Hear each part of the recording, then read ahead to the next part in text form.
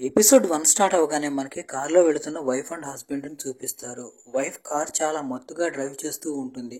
అలా వెళుతున్నప్పుడే సడన్గా ఒక చోట యాక్సిడెంట్ అవుతుంది. ఆ యాక్సిడెంట్లో వైఫ్ అక్కడికక్కడే చనిపోతుంది. హస్బెండ్ ప్రాణాలతో ఉంటాడు. అప్పుడే మనకి మొడెల్లా అనే మందుల డబ్బాను చూపిస్తారు. అంటే దీని అర్థం ఈ యాక్సిడెంట్కి ఆ మందుకి ఏదో సంబంధం ఉందని.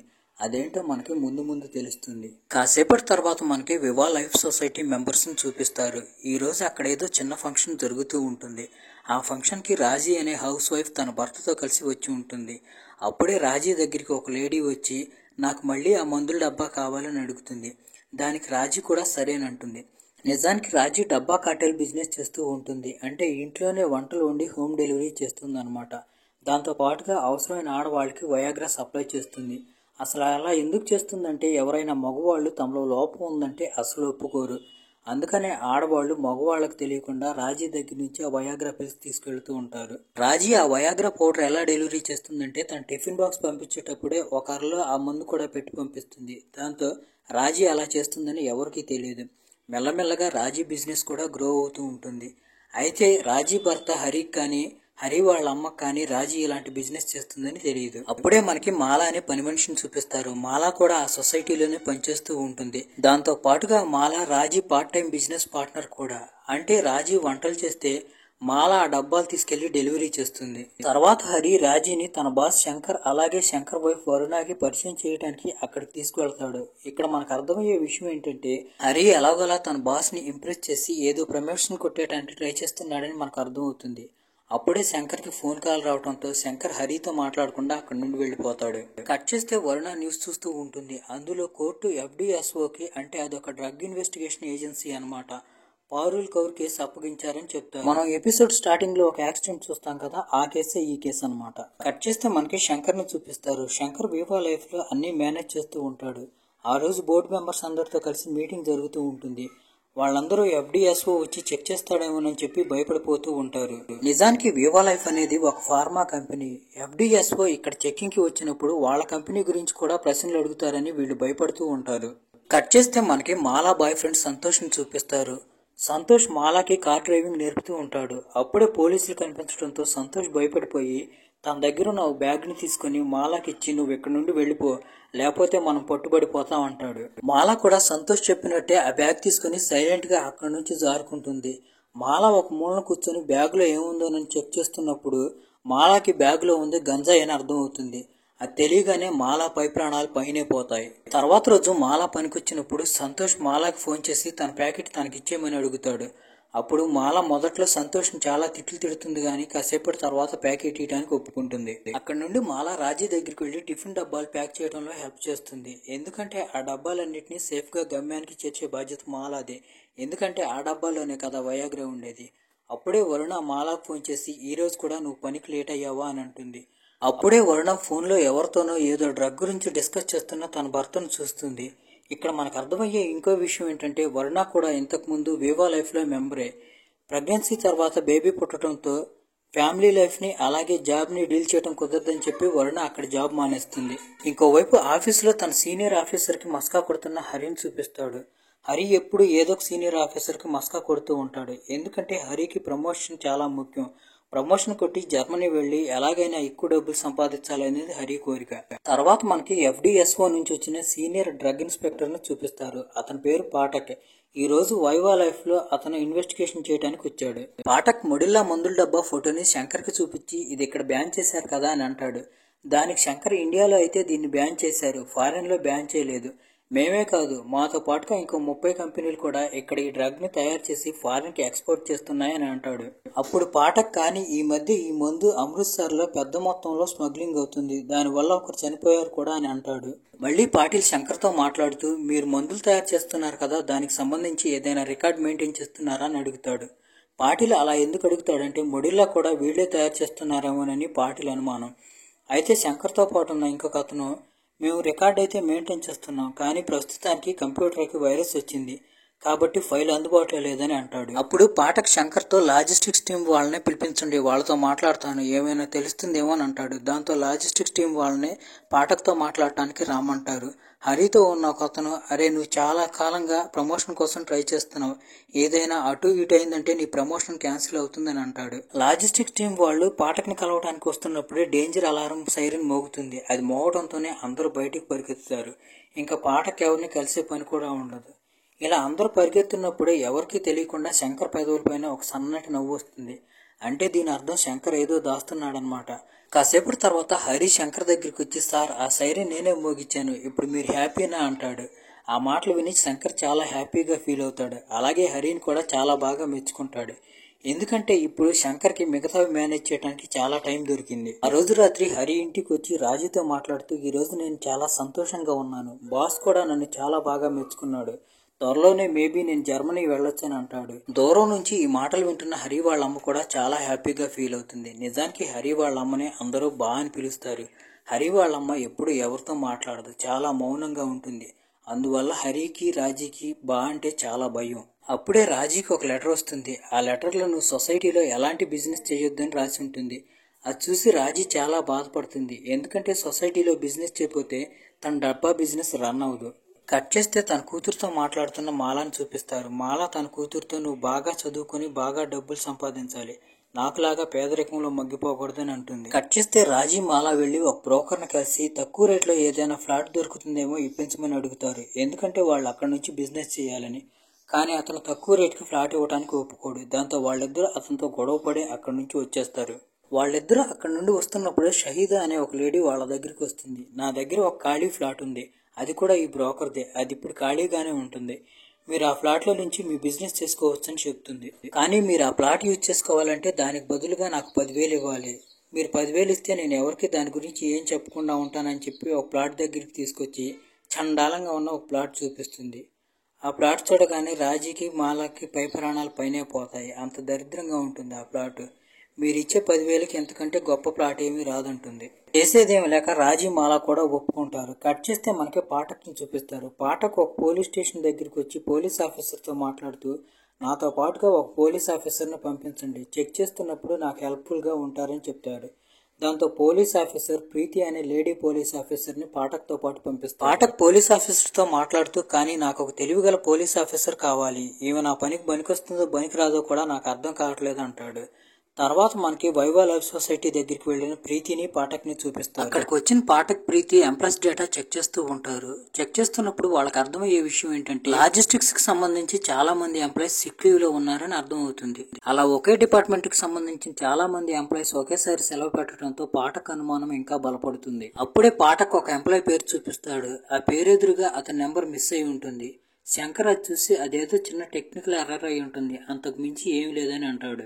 ఇంకోవైపు మనకి శంకర్ ఇంటి దగ్గర మాట్లాడుకుంటున్న వినయ్ని వరుణని చూపిస్తారు. వినయ్ వరుణతో మాట్లాడుతూ, నువ్వు ఇంకెప్పటికీ తిరిగి మాతో పనిచేయవా, మాతో కలిసి పనిచేయొచ్చు కదా అని అంటాడు. నేను మానేసి దాదాపుగా 8 సంవత్సరాలు అవుతుంది, ఇప్పుడు తిరిగి మళ్ళీ మీతో ఏం పనిచేసేదని అడుగుతుంది.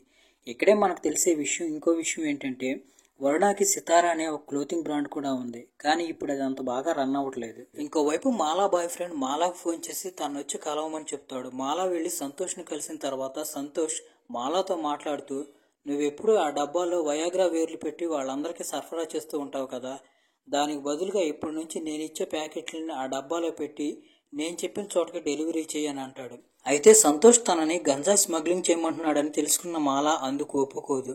అప్పుడు మాలాను భయపెడుతూ సంతోష్ వాళ్ళిద్దరూ ఇంటిమేట్ అయిన వీడియోని తీసి చూపిస్తూ, ఒకవేళ నువ్వు కానీ నా మాట వినలేదంటే ప్రతి చోట ఈ వీడియోని వైరల్ చేస్తానంటాడు.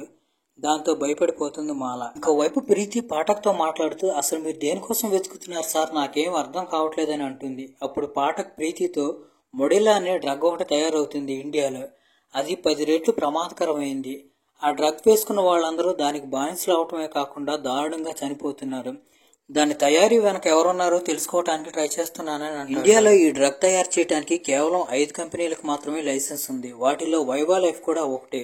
వాళ్లే ఇక్కడ ఈ డ్రగ్ తయారు చేసి అమ్ముతున్నారని నా అనుమానం.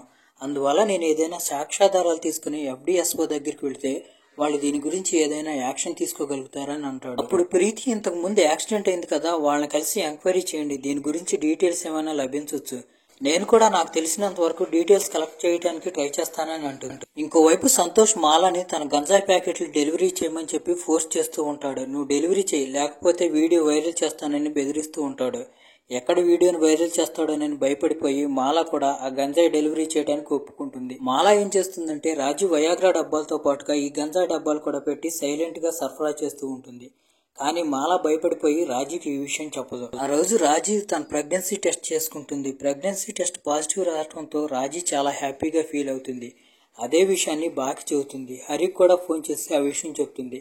కానీ ఆ మాటలు వినగానే హరి డేలా పడిపోతాడు. ఎందుకంటే హరి ఇప్పుడప్పుడే తనకి పిల్లలు వద్దనుకుంటున్నాడు. మాలా మళ్ళీ సొసైటీ దగ్గర పనిచేయడానికి తిరిగి సొసైటీకి వస్తుంది. అక్కడ తిజోరి మాలాకి ఎదురుపడి మాలాని తిడుతుంది.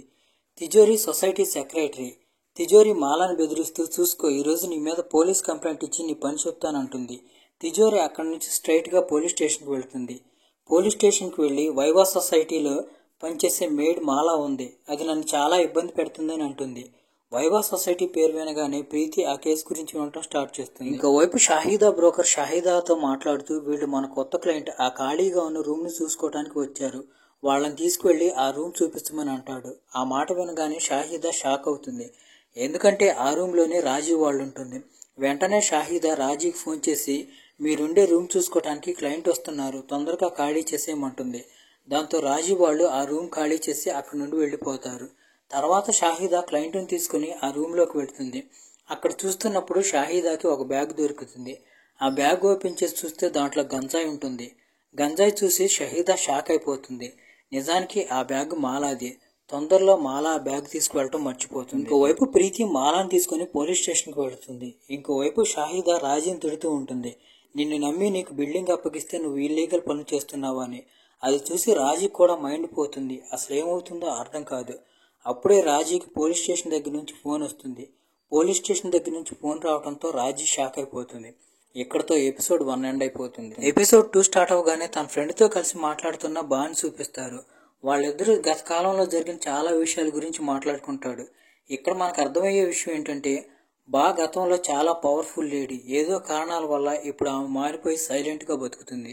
ఇంకోవైపు పోలీస్ స్టేషన్ లో మాలా ప్రీతి గంజాయి కేసులో తనను అరెస్ట్ చేసిందేమోనని భయపడుతూ ఉంటుంది. అయితే ప్రీతి మాలాతో సొసైటీలో ఎవరితో పడితే వాళ్ళతో గొడవ పెట్టుకోకని చెప్తుంది. అప్పుడే అక్కడున్న షాహిదాని నువ్వేం చేస్తావంటే నేను ఒక హౌస్ బ్రోకర్ అని చెప్పడంతో ప్రీతి షాహిదా నెంబర్ తీసుకుంటుంది. అక్కడి నుంచి వచ్చిన తర్వాత రాజీ షాహిదా మాలాని గంజా స్మగ్లింగ్ చేస్తుందని పిచ్చి తిట్లు తిడతారు. అయితే మాలా బాధపడిపోతూ సంతోష్ నా వీడియో వైరల్ చేస్తానని భయపెడుతున్నాడని అంటుంది. ఇంకోవైపు పాఠక్ జగ్జీత్ ని కలవటానికి వాళ్ళ ఇంటికి వెళ్తాడు. ఇతను వైఫే ఎపిసోడ్ స్టార్టింగ్ లో యాక్సిడెంట్ అయి చనిపోయేది. అయితే జగ్జీత్ వాళ్ళ నాన్న పాఠక్ ని జగ్జీత్ తో మాట్లాడటానికి ఒప్పుకోడు. దాంతో పాఠక్ బయటే నిలబడి జగ్జీత్ వైపు చూస్తూ నువ్వు నాతో మాట్లాడగలుగుతావా, కనీసం అది ఎక్కడ కొన్నావో ఆ ఇన్ఫర్మేషన్ అయినా చెప్పగలుగుతావా, నేను నీకేదో ఒక రకంగా హెల్ప్ చేస్తానని అంటాడు. అయితే జగ్జీత్ పాఠక్ ఏం చెప్పకుండా అక్కడి నుండి వెళ్ళిపోతాడు. ఇంకోవైపు ప్రీతి వాళ్ళ నాన్నతో మాట్లాడుతూ నాకు ఒక కొత్త కేసు అప్పగిచ్చారు, అది కానీ సక్సెస్ అయిందంటే నాకు ప్రమోషన్ పక్కా, దాంతో పాటుగా నేను ఒక కొత్త ఇంటి కోసం వెతుకుతున్నాను, ఆ ఇంటికి కూడా మారిపోతానని చెప్తుంది. తర్వాత రోజు ప్రీతి వైవా కంపెనీ దగ్గరికి వచ్చినప్పుడు అక్కడున్న వాచ్మెన్ ని మాటల్లో పెట్టి ఆ మెషిన్ లో ఒక నెంబర్ ఎంటర్ చేస్తుంది. ఆ నెంబరే అప్పుడు పర్సన్ పేరు ఎదురుగా లిస్టులో లేనిది. ఆ నెంబర్ ఎంటర్ చేయడంగానే ఎవరో భూమిక అనే పేరు వస్తుంది. అంటే దీని అర్థం ఎవరో ఎంప్లాయీని దాచడానికి వైవా కంపెనీ వాళ్ళు ట్రై చేస్తున్నారు. ఇంకోవైపు శంకర్ తన హెడ్ తో మాట్లాడుతూ ఉంటాడు. హెడ్ శంకర్ తో మొడిల్లాకి మన కంపెనీకి సంబంధం ఉన్నట్టు బయటికి రానివ్వకు, అలా జరిగిందంటే మనం మునిగిపోతాం అంటుంది. మీరేం భయపడకండి, నా మీద నమ్మకం ఉంచండి, అంతా నేను మేనేజ్ చేస్తానని చెప్తాడు శంకర్. ఇంకోవైపు రాజీ తన దగ్గరున్న కొద్ది డబ్బులు తీసి హరికి ఇస్తూ ఈ డబ్బుల్ని మీరు జర్మనీకి వెళ్ళడానికి యూజ్ చేసుకోండి అని అంటుంది. ఆ డబ్బుల్ని చూసి హరి నవ్వుతూ ఈ డబ్బులతో జర్మనీ కాదు పక్క ఊరు కూడా వెళ్ళలేమంటాడు. దాంతో రాజీ ఇంతకుముందు తన డబ్బా అమ్మిన ఫ్లాట్ దగ్గరికి వస్తుంది. అక్కడికి షాహిదా మాలా కూడా వస్తారు. వాళ్ళు డబ్బులు సంపాదించడానికి తప్పుడు దారిలో వెళ్ళటానికి కూడా సిద్ధపడిపోయారు. తర్వాత వాళ్ళు సంతోష్ని పిలిపించి మేము నువ్వు చెప్పినట్టుగా ఆ గంజాయిని స్మగుల్ చేస్తాం, కానీ దానికి బదులుగా నువ్వు మాకు 20% ఇవ్వాలని చెప్పి షాహిదా అంటుంది. సంతోష్ కూడా దానికి ఒప్పుకుంటాడు. కట్ చేస్తే ప్రీతి మళ్ళీ సొసైటీ దగ్గరికి వస్తుంది. వైవా లైఫ్ కి సంబంధించిన చాలా మంది ఎంప్లాయీస్ సొసైటీలోనే ఉంటూ ఉంటారు. సొసైటీ దగ్గరికి వచ్చిన తర్వాత ప్రీతి తిజోరితో మాట్లాడుతూ భూమి గురించి అడుగుతుంది. అప్పుడు తిజోరి భూమి పక్క బిల్డింగ్ లోనే ఉండేది, కానీ ఏమైందో తెలియదు, చాలా కాలంగా ఆమె ఇక్కడికి రావట్లేదని చెప్తుంది. దాంతో ప్రీతి భూమి ఫ్లాట్ దగ్గరికి వెళ్తుంది. అక్కడ ఆమెకి కొన్ని డాక్యుమెంట్స్ కనిపిస్తాయి. ఆ డాక్యుమెంట్లో ప్రీతికి భూమిది ఆధార్ కార్డు జిరాక్స్ దొరుకుతుంది. ఇంకోవైపు ఏవో డాక్యుమెంట్స్ తీయటానికి హరి శంకర్ దగ్గరికి వెళ్తాడు. శంకర్ హరికి బీర్ ఆఫర్ చేస్తాడు. అప్పుడే వినయ్కి ఎవరో అదితి అనే అమ్మాయి దగ్గర నుంచి కాల్ వస్తుంది. ఇంకోవైపు ప్రీతి పాటకి ఫోన్ చేసి, ఆ రోజు లిస్టులో ఒక నెంబర్ మిస్ అయింది కదా, ఆ నెంబర్ భూమి అనే అమ్మాయిది. నేను ఆమె ఇంటికి వెళ్తే ఆధార్ కార్డు దొరికింది. ఆమె గురించి డీటెయిల్స్ కనుక్కోమని నాతో పనిచేస్తే ఇంకొక ఆమెకు చెప్పానని అంటుంది. అప్పుడు పాఠక్ ప్రీతితో మాట్లాడుతూ, నేను ఆ జగ్జోత్ను కూడా కలిశాను, వాడు నోరిప్పి ఏం మాట్లాడలేదు అని అంటాడు. ప్రీతి పాఠక్తో, ఆ కేసు అంత తొందరగా సాల్వ్ అవ్వదు, ఆ కేసు సాల్వ్ చేయాలంటే మీరు రంగంలోకి దిగాలని అంటుంది. పాఠక్కి ఏం చేయాలో అర్థం అవుతుంది. పాఠక్ అమృత్సర్ వెళ్లి జగ్జోత్ ఇంట్లో ఎదురుగా ఇంకొక ఇల్లు అద్దెకు తీసుకుంటాడు. రోజు జగ్జోత్ను చూస్తూ ఉంటాడు. అలా రోజులు గడిచిపోతూ ఉంటాయి. ఇంకోవైపు రాజీ, మాలా, షాహిదా డ్రగ్స్ బిజినెస్ కూడా చేస్తూ ఉంటారు. బాగా డబ్బులు సంపాదిస్తారు. ఒకరోజు రాజీ కొత్త చేరేయడానికి రాజీ రూమ్లోకి వస్తుంది. అప్పుడు ఫ్యాన్ వేస్తుంది. అయితే ఫ్యాన్ దెబ్బకి రాజీ లెక్క పెడుతున్న డబ్బులన్నీ ఎగిరిపోతాయి.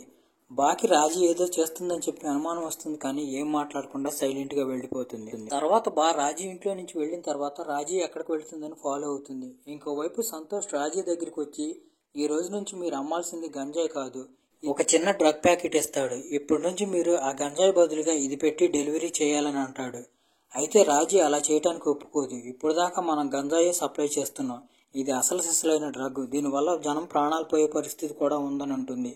అయితే సంతోష్ రాజీ మాటలు పట్టి 1 కిలో ఎండీ ప్యాకెట్ ఇచ్చి, దీని ఖరీదు 40 లక్షలు, 10 గ్రాముల చొప్పున చిన్న ప్యాకెట్లు వేసి డబ్బాలో పెట్టి దీన్ని అమ్మండి అని చెప్తాడు. అప్పుడే మాలా సంతోష్ చేతిలో నుంచి ఆ ప్యాకెట్ లాగేసుకుని, నువ్వు కానీ నా వీడియో డిలీట్ చేయపోయావు అంటే ఈ ప్యాకెట్ మొత్తాన్ని వాష్ బేసిన్లో గుమ్మరిస్తానంటుంది. రాజీ వెంటనే సంతోష్ దగ్గర ఫోన్ లాక్కొని నేలకేసి కొడుతుంది. దాంతో వీడియో బాధ కూడా వదిలిపోతుంది. దాంతో సంతోష్కి విపరీతమైన కోపం వచ్చి మాలాని పిచ్చి తిట్లు తిడతాడు. మాలాతో పాటు మాలా కూతురుని కూడా చండాలంగా తిడతాడు. దాంతో మాలాకి బాధ వేసి ఆ ప్యాకెట్ మొత్తాన్ని వాష్ బేసిన్లో గుమ్మరిస్తుంది. దాంతో సంతోష్ విపరీతమైన కోపం వచ్చి మాలాని పిచ్చి కుక్కను కొట్టినట్టు కొట్టి, నువ్వెంత పెద్ద పొరపాటు చేసావో నీకు అర్థం కావట్లేదని అంటాడు. ఇప్పుడు నిన్నెవడు కాపాడతాడు, నువ్వెక్కడి నుండి ఇన్ని డబ్బులు తెచ్చిస్తావని కోపంగా అక్కడి నుండి వెళ్ళిపోతాడు. ఇంకోవైపు జగ్జీత్ వచ్చి పాఠక్ని కలిసి తన వైఫ్ మెడికల్ రిపోర్ట్ ని పాఠక్కి చూపిస్తాడు. డాక్టర్ చావ్లా నా వైఫ్ కి పెయిన్ కిల్లర్ గా మొడిల్లా అని రిఫర్ చేశాడు. అయితే అందరూ ఇప్పుడు అది డ్రగ్ అని అంటున్నారు. ఆ మాటలు విన్న పాఠక్, అంటే మొడిల్లాని ఎక్కడో తయారు చేస్తున్నారు, అది ఎక్కడో నేను కనుక్కొని తీరుతానంటాడు. మాలా 40 లక్షల పౌడర్ ని పడేసిందని తెలియటంతో షాహిదా పై ప్రాణాలు పైనే పోతాయి. ఇప్పుడు వాళ్ళంతా కలిసి ఆ బిజినెస్ ని ఎలా మానేయాలని చెప్పి మాట్లాడుకుంటూ ఉంటారు. అప్పుడే అక్కడికి చవన్ అనే రౌడీ తన మిగతా గుండాలతో కలిసి వస్తాడు. వాళ్ళ ముగ్గురికి చవన్ సంతోష్ డెడ్ బాడీ ఫోటో చూపిస్తూ, వీడి అన్ని వదిలేసి వీళ్ళ గ్రామం పారిపోవాలనుకున్నాడు, అందుకే నేనే వీడిని దేవుడి దగ్గరికి పంపించేశా, మీరు కూడా ఇలాంటి పిచ్చి పిచ్చి ప్రయత్నాలు చేశారంటే మిమ్మల్ని కూడా చంపేస్తానని చెప్పి వార్నింగ్ ఇస్తాడు. నా 40 లక్షలు నీళ్లలో పోశారు, మిమ్మల్ని ఎలా వదులుతానని చెప్పి గన్న తీసి వాళ్ళని షూట్ చేయడానికి గురి పెడతాడు.